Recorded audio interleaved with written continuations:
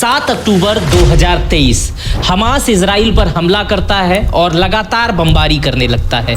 Thousands of rockets were fired into Israel as gunmen infiltrated several border towns and bases. Rocket हमलों से Israel दहला है। लेकिन इस युद्ध में सबसे ज्यादा जो चर्चा का विषय बनता है वो यहूदी धर्म बनता है। क्या इजरायली यहूदी ही यदुवंशी है? क्या यहूदी ही यादव है? इजराइल के लोगों पर कहर बरपाने के बाद बहुत खुश है। उसने एक साथ 10 यहूदियों को मौत के घाट उतार दिया। लोग यहूदी धर्म के बारे में जानना चाहते हैं, समझना चाहते हैं कि आखिर यहूदी धर्म के लोग इतने सक्सेस कैसे हैं, यहूदी धर्म के लोग इतने बिजनेस में मजबूत कैसे हैं, उनके पास इतना पैसा कैसे है, कौन है यहूदी धर्म के लोग, ईसाई धर्म, इस्लाम धर्म और यहूदी धर्म में क्या समानता है, क्या तीनों धर्म एक ही किताब से निकलकर बना है, तीनों धर्मों में क्या अंतर है।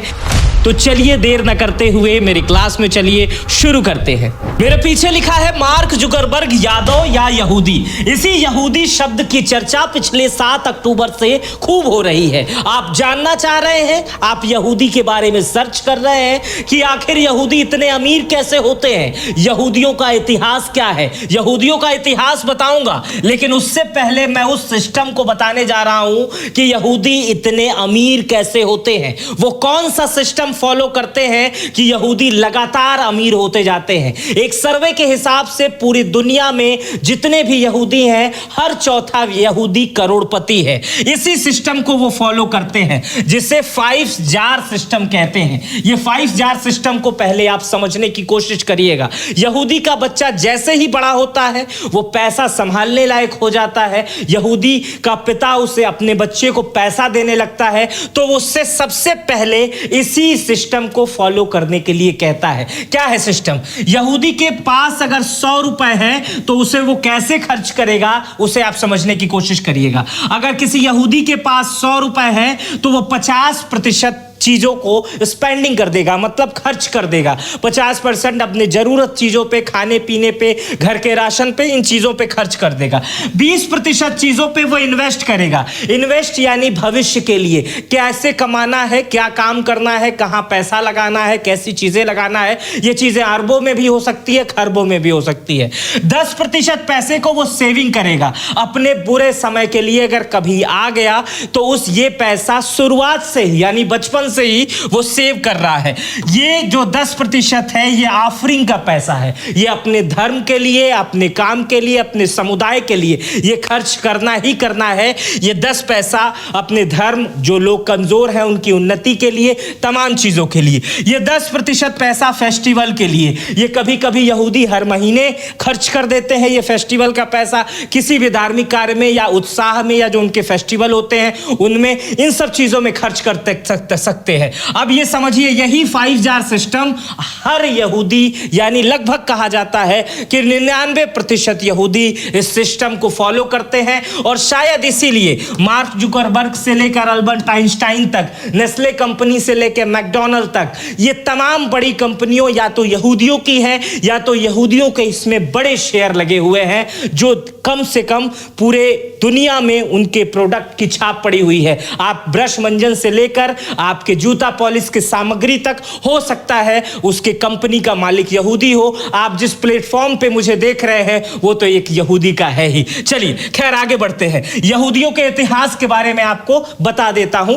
हालांकि इतना बड़ा इतिहास को 4 मिनट की वीडियो में नहीं बताया जा सकता, लेकिन मैं आपको इतना जरूर बता दूंगा कि आप आसानी से यहूदी समझ सकते हैं, यहूदियों को जान सकते हैं और उनके बारे में किसी को बता भी सकते हैं। तो सबसे पहले बताता हूं दोस्तों, यहूदी धर्म 4000 साल पुराना है। यहूदी अपने ईश्वर को यहोवा कहते हैं, जैसे हम लोग भगवान कहते हैं, मुस्लिम अल्लाह कहते हैं, वो यीशु कहते हैं, वैसे ये अपने भगवान को यहोवा कहते हैं। यहूदी की भाषा हिब्रू है।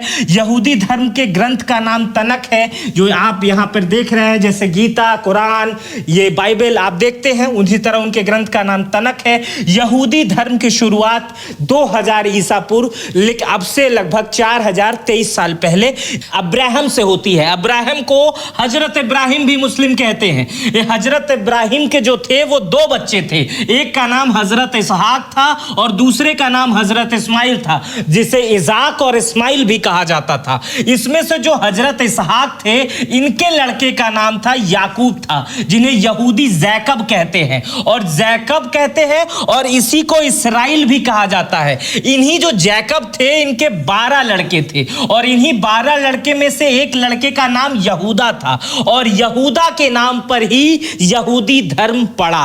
अब इसके आगे क्या होता है मैं आपको बताता हूं। अगर ये मेरी बातें समझ में नहीं आई होंगी तो 2 सेकंड पहले रिवाइंड करेंगे तो समझ में आ जाएगा। चलिए, इसके बाद क्या होता है। यहूदी धर्म की जब शुरुआत होती है, यहूदी धर्म चारों तरफ फैलने लगता है, तब उसकी नजर पड़ती है मिस्र पर। मिस्र की नजर यहूदी धर्म पर पड़ती है और उस समय मिस्र में फिरौन का शासन था। फिरौन ने यहूदियों पर लगभग 500 सालों तक जुल्म किया। फिरौन ने 500 सालों तक जुल्म किया। यहूदी धर्म की किताबों में ऐसी बातें आपको लिखी हुई मिल जाएंगी। फिरौन का शासन था, लेकिन उसके बाद से 500 वर्षों तक शासन के बाद यहूदी धर्म के अनुसार वहां पर मूसा का अवतार होता है, जिसे यहूदी अपना पैगंबर मानते हैं और यही वो है जो यहोवा का आदेश लेकर धरती पर आए थे, जिनके 10 आदेश आपके सामने अभी मैं बताऊंगा। यहोवा यानी यहूदियों के भगवान, जिन्हें आप गॉड कह सकते हैं, जिन्हें आप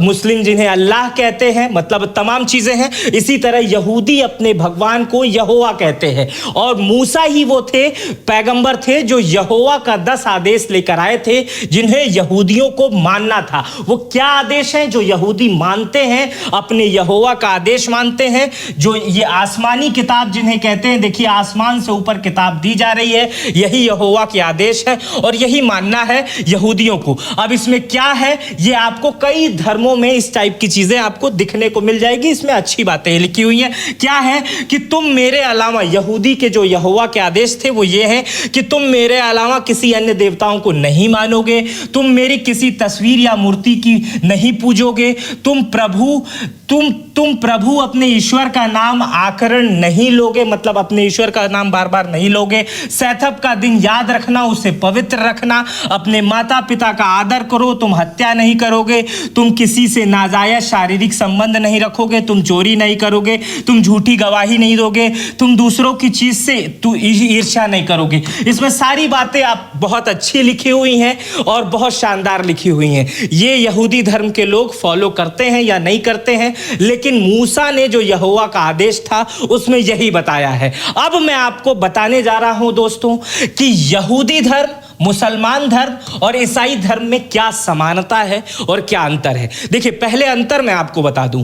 अंतर यह है कि सभी की किताबें अलग अलग हैं, सभी लेकिन एक ईश्वरवादी हैं, एक ईश्वर पे सबका भरोसा है। तो अंतर तो आप समझ रहे हैं। सारे लोगों के पहनने के तरीके, काम करने के तरीके, मानने के तरीके सब अलग अलग हैं, लेकिन सब एक ईश्वरवादी हैं। समानता क्या है ये मैं आपको बता रहा हूं।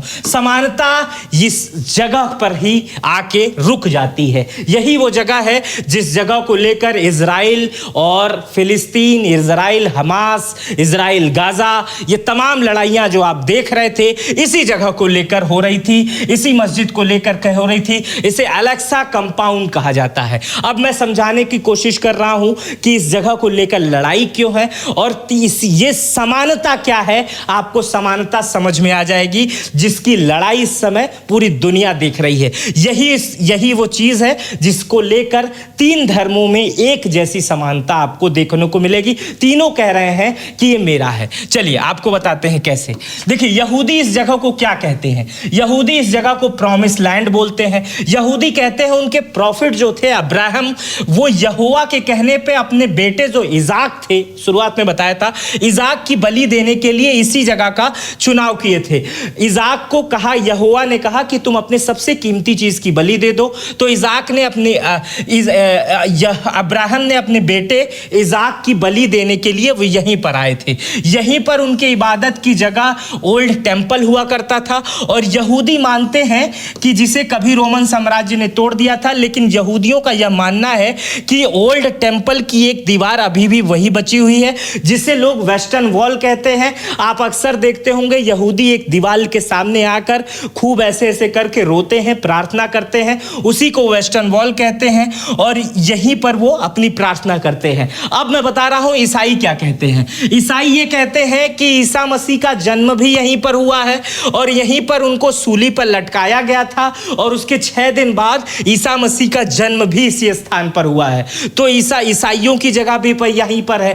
मुस्लिम क्या कहते हैं? मुस्लिम ये कहते हैं कि हजरत मोहम्मद साहब यहीं से जन्नत गए थे और वहां से नमाज का तोहफा लेकर आए थे। मतलब जो नमाज पहली बार आई थी वो इसी जगह पर बताया जाता है कि यहीं से जन्नत गए थे और वहां से नमाज का तोहफा लेकर आए थे और उसके बाद से पूरी दुनिया में नमाज की परंपरा पढ़ने की शुरू हुई। आगे चलकर उमैयद खलीफा ने पूरे कंपाउंड का, ये जो हम कंपाउंड देख रहे हैं, इस पूरे कंपाउंड का निर्माण कराया जिसे अलेक्सा कंपाउंड कहा जाता है। मुस्लिम इसे अपना पहला कबीला भी मानते हैं।